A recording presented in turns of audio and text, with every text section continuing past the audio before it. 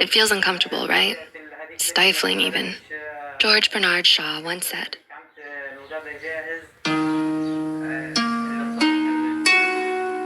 The 48 Laws of Power by Robert Greene. Law number 10. Infection. Avoid the unhappy and unlucky. You can die from someone else's misery. Emotional states are as infectious as diseases. You may feel you're helping the drowning man, but you're only precipitating your own disaster. The unfortunate sometimes draw misfortune on themselves. They will also draw it on you. Associate with the happy and fortunate instead. The infector possesses an inward instability that radiates outward, drawing disaster to all that they touch.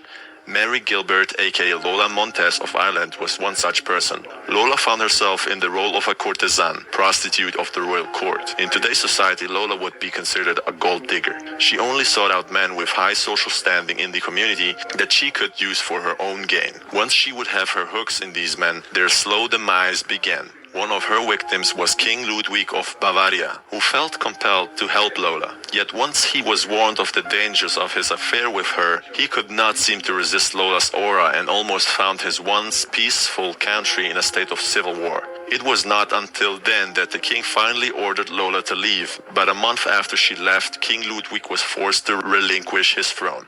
There are many men who suffered because of their association with Lola Montez.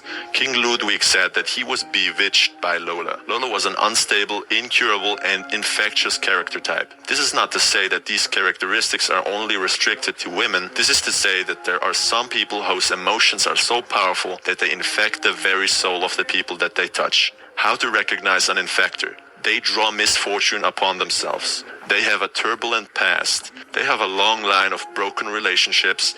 They have an unstable career. They have a forceful character that sweeps you up and makes you lose reason.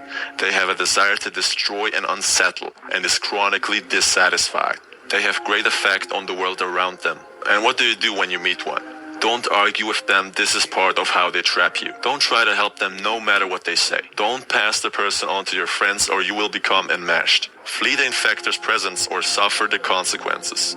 Learn to fear the power of infection. The risk of associating with infectors is that you will waste valuable time and energy trying to free yourself. Through a kind of guilt by association, you will also suffer in the eyes of others. On the other side of the spectrum of infectors are those people who attract happiness through their good cheer, natural buoyancy, and intelligence. They are a source of pleasure, and you must associate with them to share in the prosperity they draw upon themselves. All positive qualities can infect us, but taking advantage of the emotional side of this osmosis may be difficult.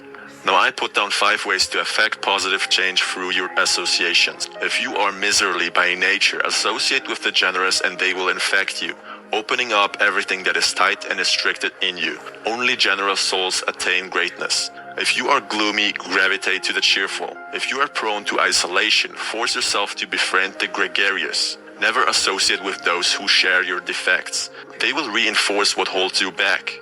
One simple example is the meth head who tries to break out of the cycle of drugs and still just hangs out with his other meth head friends. It's just a very difficult environment. And 5, only create associations with positive affinities.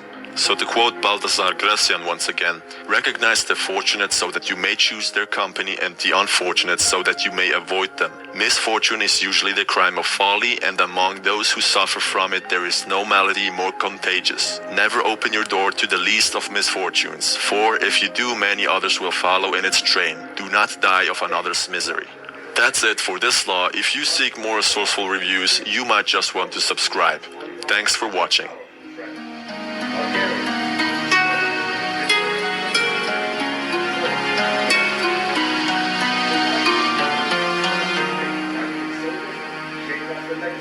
Of its communist years, and how can its divisions be reconciled? People of power.